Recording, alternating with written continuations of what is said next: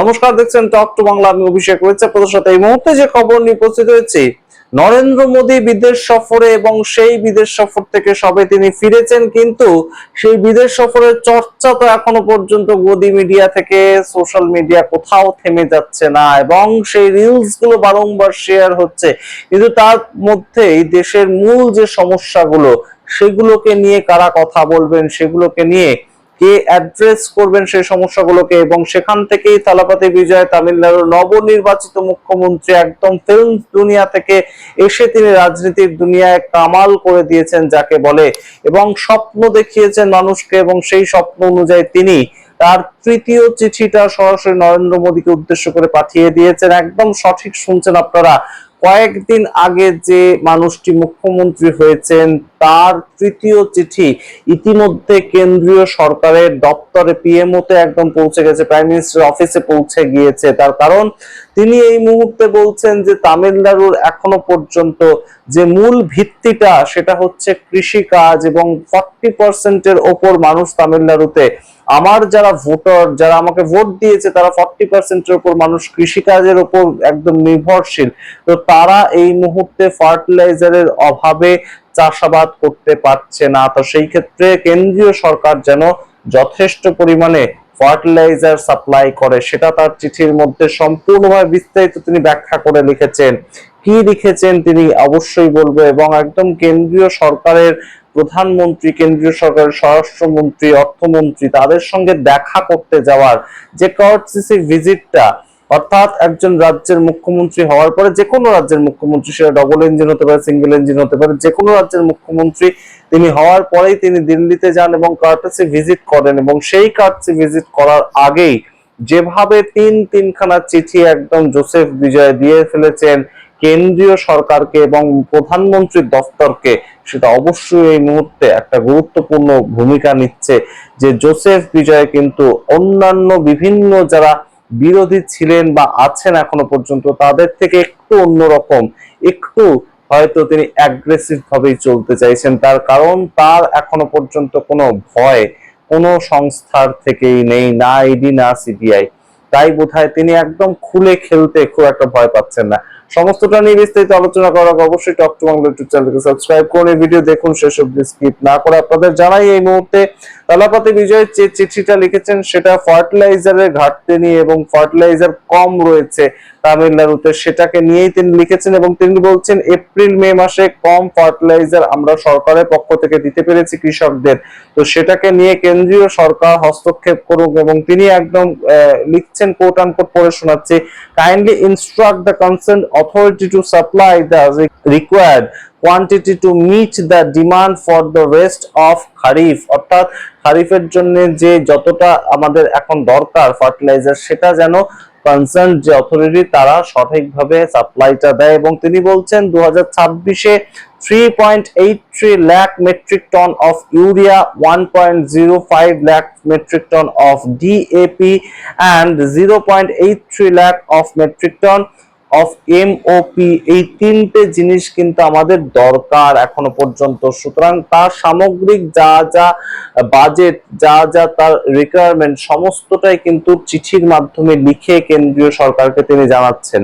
এবার কেন্দ্রীয় সরকার সেটাতে কিভাবে রেসপন্স করবে কেন্দ্রীয় সরকারের বিষয়, কিন্তু অবশ্যই একটা দলিল অন্তত হয়ে থাকলো যে রাজ্যের মুখ্যমন্ত্রী রাজ্যের কৃষকদের জন্য তিনি প্রাথমিক জায়গা থেকে ভাবছেন। একদম প্রথম যে কাজ তিনি শুরু করেছেন সেই কাজগুলোর মধ্যে তিনি কৃষকদের ভাবনাটাও ভাবছেন। এই সামগ্রিক বিষয়টা অবশ্যই গুরুত্বপূর্ণ, তার কারণ কৃষক আন্দোলন আমরা দেখেছিলাম যে একদম সরকারকে নাড়িয়ে দিয়েছিল, এবং সেই সরকার, কেন্দ্রীয় সরকার, 690 জন কৃষক তখন শহীদ হয়েছিল কৃষক আন্দোলনটাকে চাপা দেওয়ার জন্য। একদম কৃষক আন্দোলনটাকে সাপ্রেস করতে চেয়েছিল কেন্দ্রীয় সরকার, কিন্তু তার পরবর্তীতে কৃষি বিল সেটাকে ফিরিয়ে নিতে হয়েছিল। তো সেই কৃষকদের ওপর এত যখন অত্যাচার হয়, সেই কৃষকদের কথা কোনো সরকার ভাবে না।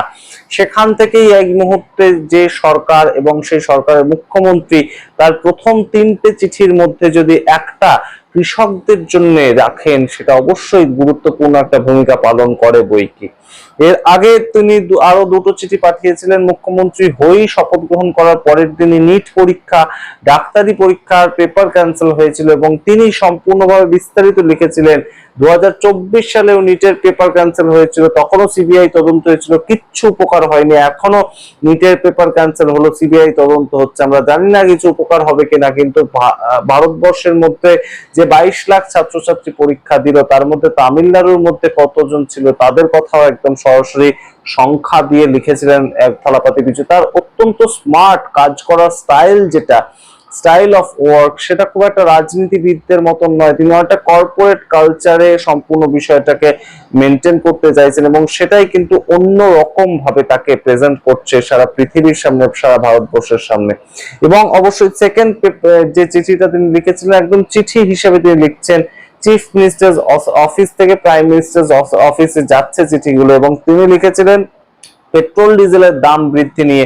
তিনি বলেছিলেন যে মিডল ক্লাস এবং আপার মিডল ক্লাস যারা রয়েছেন, যারা একদম লোয়ার মিডল ক্লাস রয়েছেন, তাদের কিন্তু সমস্যার মুখোমুখি পড়তে হবে। কারণ পেট্রোল ডিজেলের যদি দাম বাড়ে, তাহলে সেই ক্ষেত্রে বাসের দাম বাড়া থেকে শুরু করে যে কোনো পণ্য সামগ্রী যেগুলো পেট্রোল বা ডিজেল বাহিত গাড়ির দ্বারা এক জায়গা থেকে আরেক জায়গায় স্থানান্তরিত হয়, একদম মহাজনের থেকে বাজারে পর্যন্ত আসে, তাদের মাধ্যমে পেট্রোল বা ডিজেলের যে দাম বাড়ে, প্রত্যেকটা জিনিসের দাম বাড়তে বাধ্য। তো সেটা সাধারণ গরিব খেটে খাওয়া মানুষকে কিন্তু ফেস করতে হবে। তো সেই সমস্ত কথাগুলো তিনি চিঠিতে লিখেছিলেন এবং এই মুহূর্তে তার যা বক্তব্য, আমার রাজ্যের 40% মানুষ এখনো কৃষি নির্ভর এবং তারা কোথাও ভাগ চাষি, কোথাও গিয়ে তারা ছোট্ট একটু জমি কিনে রেখেছে, সেই জায়গাটার মধ্যে চাষ করে, সেটার মাধ্যমেই তাদের সমস্ত ভাবে একদম সংসার চলে।